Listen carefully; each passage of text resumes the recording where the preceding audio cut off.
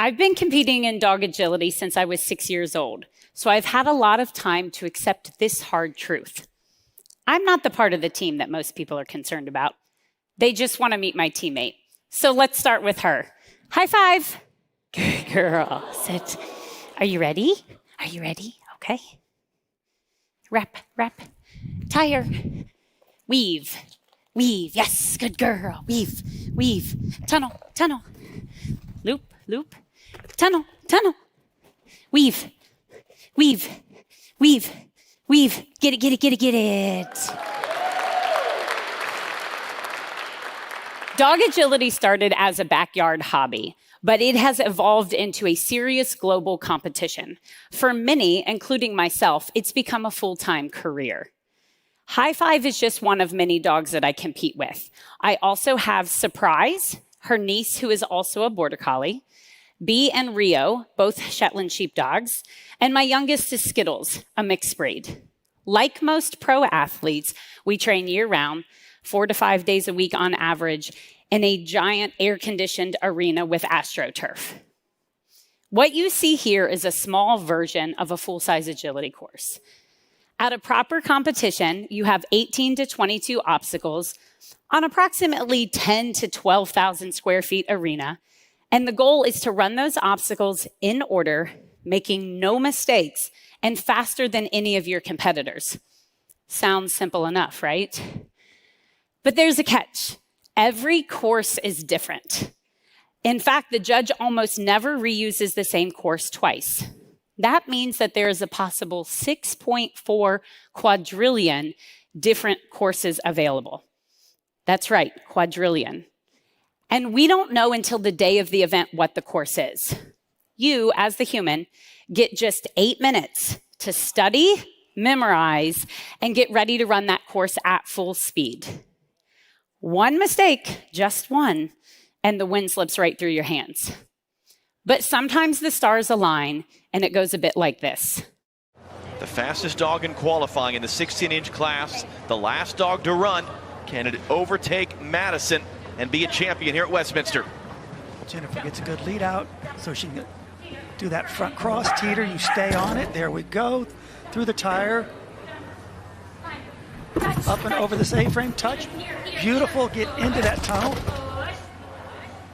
I love she's saying good. She's rewarding her dog verbally. It's awesome. Boy, look at the speed over that. That was an amazing dog walk. And those weave pulls get if to the backside. Sia can stay clean. Blind. There we go. One last jump to go. Got it. There it is. There it is. There's your new winner.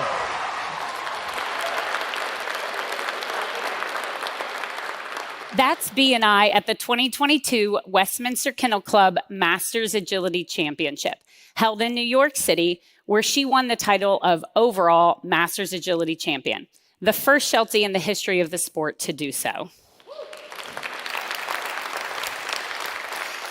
Now, often people think that the hardest part about dog agility is teaching them how to jump through a hoop or climb over a teeter-totter. But that's not entirely true. That part's actually easy. The equipment specifications are standardized, so once we teach the dogs the equipment, they know how to do the equipment. Frankly, at the highest levels of competition, dogs rarely make mistakes. So that means the difference between winning and losing comes down to speed. Just like F1, NASCAR, or Olympic skiing, the judges have to use laser sensors and video playback to determine the winner.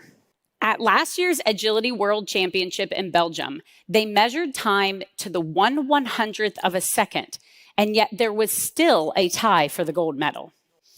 This means that the real challenge is in this interspecies communication, building a system of signals, timing, and trust so refined that the dogs can run full speed, making decisions in milliseconds based on nothing more than the information the handler is providing.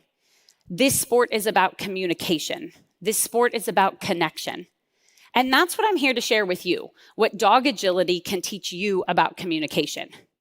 In fact, learning how to communicate with my dog and not just to my dog has been the most important lesson of my career. In the beginning, it seemed simple. I would holler a command or I would point at an obstacle. I would use my voice and I would use my hands. After all, we're human. That's how we communicate. But that's not what's natural to the dog. So if I want my dog to run with passion, power, and precision, I have to learn her language. In agility, we have 6 primary cues that we can use to communicate with the dog. We have the hand signal and the verbal, which I've mentioned, but also shoulder position, eye contact, motion, and location. As humans, we tend to default to the hand signal and the voice, but those are unnatural cues for the dog, meaning those are not ones that they're familiar with at birth. The most natural cues for them are motion, location, shoulders, and eye contact. These are the ones that they're going to understand even as puppies. So if I take an 8-week-old puppy down and I set him down and I take off running, that puppy chases me. And if I stop, the puppy stops. This is a motion-based communication. It's very innate. It's very instinctual. But if I take that same 8-week-old puppy and I look at it and I say, sit or stay, that puppy doesn't understand what I'm talking about unless those cues are already trained. So imagine a scenario where you're trying to run a dog at full speed through a complex course using the signals and communication that is the least natural to them. That's very risky. We don't want them to stop and be checking in with us and say, where are we going? What does that cue mean? This is about speed after all. I often tell my students that I could have laryngitis in both arms in a sling, and yet still I could run an agility course because I'm not relying on their least natural cues of verbal and hand signal.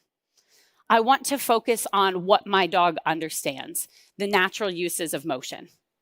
So let me go ahead and show you what I mean. High five. Good girl.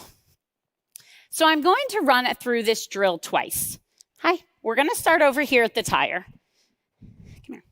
Sit. The first time, I want you to focus on what she's doing. Good girl. Tire, jump, tunnel. Weave, weave. Good girl. Weave, take, good. So what was she doing and why was she doing it? We're going to do it a second time, and this time I want you to pay attention to what I'm doing and how I'm communicating with her. Hi, sit. Good girl. Tire, jump, tunnel, tunnel. Weave, weave, weave, weave, take. Good girl. Good girl. All right, take a rest. What I was looking for her to do was run a straight line at a very fast speed. I wanted her to go down this line, taking as few strides as possible. I didn't want her checking in with me. I didn't want her questioning where we were going and what we were doing. So in order to communicate that to her, I also kept my motion running in that direction, and I wanted my speed to stay forward as well. Now, as I mentioned previously, the judge often changes the course, and as the levels get more difficult, the traps and challenges get trickier. So often a judge will place an obstacle very obviously on the dog's line in order to try to trick them into what seems like the natural path. So this time what I'm going to do is I'm going to go down and start at the tire, but we're not going to ask for the tunnel. And I'm not going to holler her name or scream anything frantic. We're going to see if she can watch my motion. Okay, let's come here. Hi. Sit. Good girl. Tire. Jump. Weave, weave, weave. Yes, good girl. Weave, weave, take. There we go. Come here. Take a rest. Good girl. So what I wanted her to do was turn after this jump and make the turn back to the weave poles, not go straight ahead into the tunnel. After all, the tunnel is the dog's favorite obstacle, and it is what we just asked her to do. So in order to cue that turn, it was on me to change my handling and my communication with her in a way that she would understand. As she was approaching this jump, because I wanted her to decelerate and turn, I decelerated and turned. If I wanted her to do the same thing as before, I would have kept doing the same thing as before. So our goal is in cueing very clearly what it is that we want her to do. She wants unambiguous communication, very, very clear signals. What we don't want to do is present conflicting information. So imagine a scenario where my body says one thing, but my verbal says something else. At the speeds the dogs are traveling, they don't have time to stop and ask for information about where to go. They just have to make a choice. And they're often going to go with what is natural to them. So I'm going to show you something a little bit different on this one. We're going to start over here at the tunnel. And now I'm going to present conflicting cues. So my body is going to tell her one thing, and my verbal is going to tell her something else. At the speed that she's going, she's going to default to what is most natural to her. Okay, come here. Hi. Come here. Sit. Good girl. Tunnel. Jump. Right, right, weave. Good girl. Good girl. Yes, good job. Whoops. Get it. Okay, take a rest. Good job. As you can see on that one, my body was telling her to go to the left, but my verbal was telling her to go to the right. At the speed she was going, she wasn't going to question what the verbal was doing. She was going to respond to what was the most natural means of communication for her, and that was her motion. This is how we train. I record almost every training session that we do. And if there's any mistakes, I go back and I watch that video. Most of the time it was me. A poor signal, a late command, confusion on her part because of something that I did. She's like, yes, it's always you. So often when I'm teaching, I will use driving metaphors for my students. So she's the driver. She's in the driver's seat. She's running the course. I'm just the one navigating and letting her know where to go.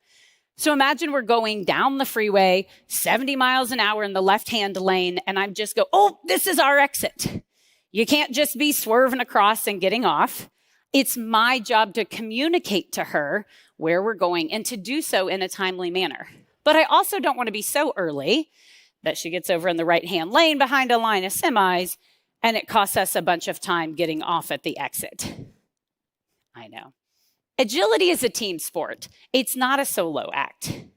It's all about communication. It's all about connection.